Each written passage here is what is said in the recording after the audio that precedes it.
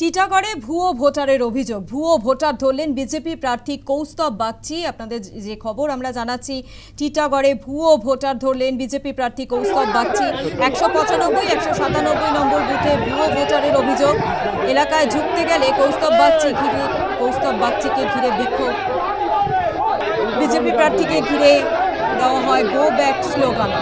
পরিস্থিতি নিয়ন্ত্রণে আনতে কেন্দ্রীয় বাহিনী লাঠিচার্জ করে। খবর পেয়ে এলাকায় যান তৃণমূল প্রার্থী রাজ চক্রবর্তী।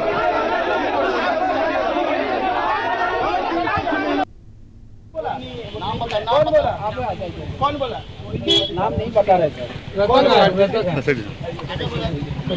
वोटर कार्ड है उमर अभी नाम क्या है? वोट देने क्यों आया? कौन सा कार्ड लेके गया था?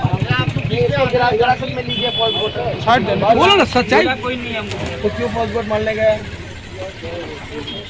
सच में बोल, छोड़ देगा। कौन बोल? नाम बताओ। नाम बताओ। नाम बताओ और क्या? नाम बोलो। इनाम भाई नहीं बोले। अरे कोई तो बताओ। इनाम का नाम कौन है? कोई तो भाई। अरे इस गाड़ी में बैठाओ ना, बात क्यों फालतू इनसे माथापोड़ी करना। गाड़ी में बैठाओ। कुमार यादव। हटो हटो साहब।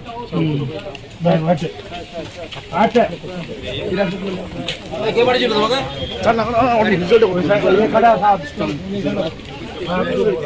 यही करेंगे। এই কে পাঠিয়েছিল তোমাকে? কে পাঠিয়েছিল তোমাকে? के बड़ी चीज होगा? তুমি ফলস ভোট দিচ্ছিলে? भाई वॉइस कर दो।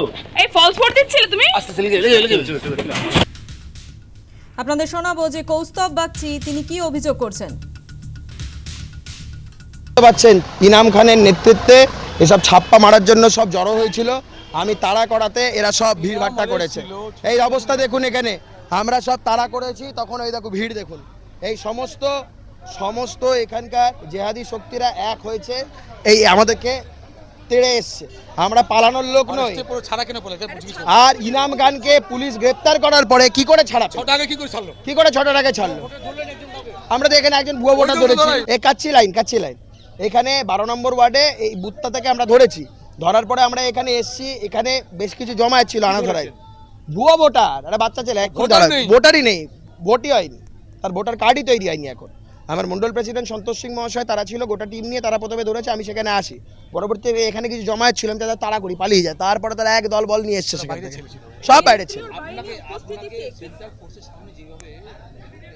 না, যেটা ওইটাই তো বললাম, আমরা তো পালিয়ে যাওয়ার লোক নই, কিন্তু আমাদেরকে যেভাবে তেড়ে তেড়ে আসছে, এটাই তো আমরা বলছি রাজ্যের মানুষ দেখুক এই আইন শৃঙ্খলার অবস্থা।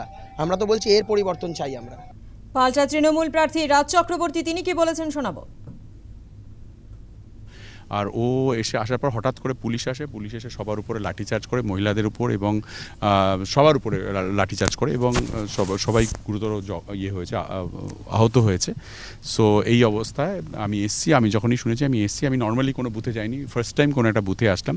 ও সকাল থেকেই বিজেপির প্রার্থী, উনি সকাল থেকেই ঘুরে বেড়াচ্ছে পায়ে পা লাগিয়ে ঝগড়া করার জন্য অনেক রকমভাবে। আমরা সবাইকেই বলেছিলাম যে শান্তিপূর্ণ ভোট হোক, সব জায়গায় যেন ভালোভাবে ভোটটা হয়ে যায়। অ্যাটলিস্ট ও অনেক রকম প্রোপাগান্ডা করবে, অনেক রকমভাবে মানুষকে প্রভোগ করবে তোমাদেরকে, তোমরা ভোটটা করাও, মানুষকে ভোট দিতে দাও। এত ভালো ভোট হয়েছে, তারপরেও এসে এরকম কোনো করে গেছে, তো এটা খুবই খারাপ। যদি কেউ ভুয়ো ভোটার দিয়ে থাকে, সে অন্যায় করেছে অবভিয়াসলি। যে ফলস ভোট দিতে এসছে সে অন্যায় করেছে। আমি কোনো অন্যায়কে কখনোই সাপোর্ট করি না।